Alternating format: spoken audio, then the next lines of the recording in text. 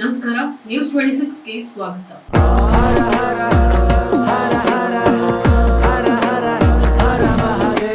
ದುನಿಯಾ ವಿಜಯ್ ಮಗಳ ಫಸ್ಟ್ ಸಿನಿಮಾದ first teaser release.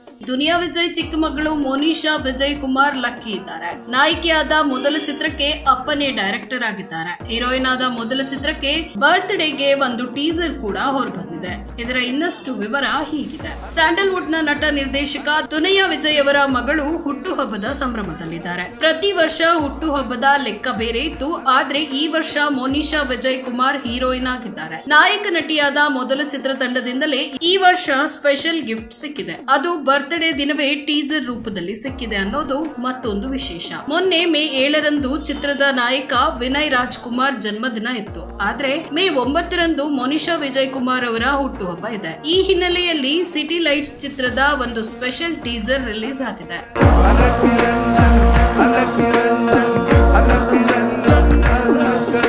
ಇನ್ನಷ್ಟು ಸುದ್ದಿಗಾಗಿ ನೋಡ್ತಾ ಇರಿ ನ್ಯೂಸ್ 26 ಕನ್ನಡ. ನಾವು ನಿಮ್ಮೊಂದಿಗೆ.